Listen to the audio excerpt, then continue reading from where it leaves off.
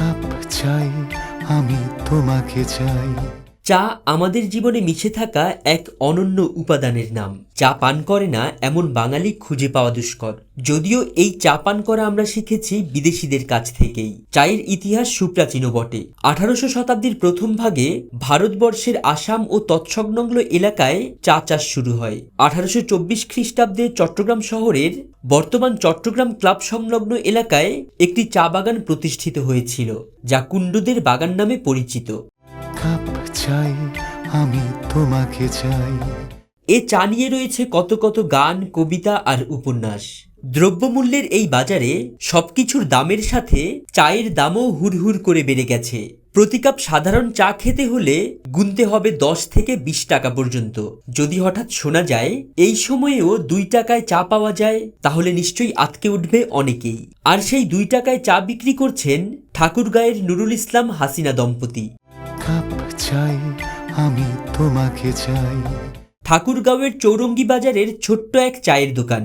এখানে ঢুকলেই চোখে পড়ে এক দম্পতির চমৎকার জীবনযাত্রার গল্প। মাত্র 2 টাকায় 1 কাপ দুধ চা, 2 টাকায় লাল চা এবং 2 টাকাতেই খুরমা, পেঁয়াজু সহ নানা ধরনের মচমচে ভাজা।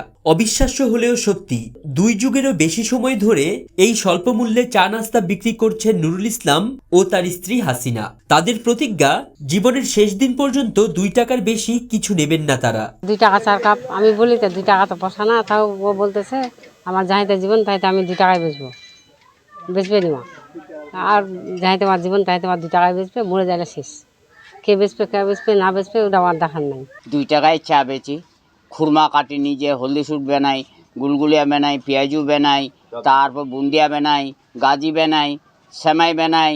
তে আমি লোক খায় এখানে কম বেশি করে, অল্প টাকায় পেট ভরে যায়। দোকানদার বহু বলে গাল দেয় আমাকে, তে চার দামটা বাড়াই নি কেন? কিন্তু আমি নিয়ত করছি 2 টাকায় বেচবো চা, ইয়ার উপর বেচবো না।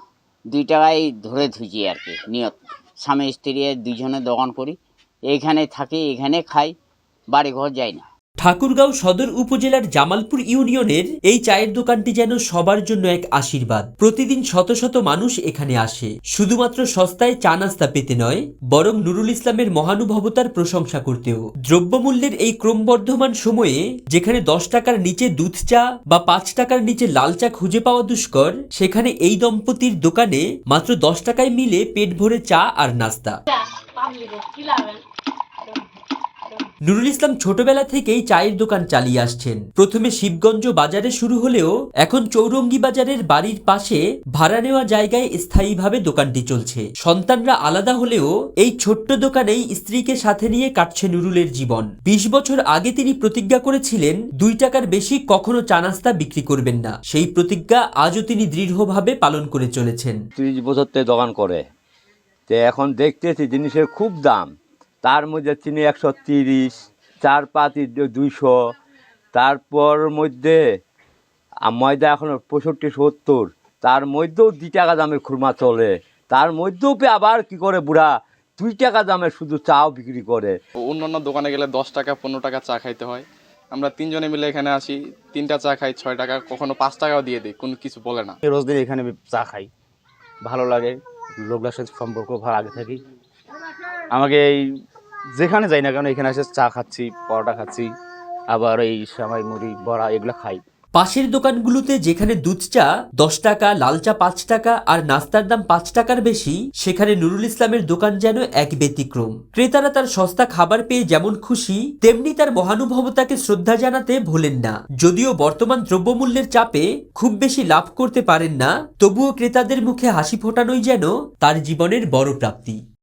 ফরিদ উদ্দিন মোহাম্মদ, ডেইলি বাংলাদেশ।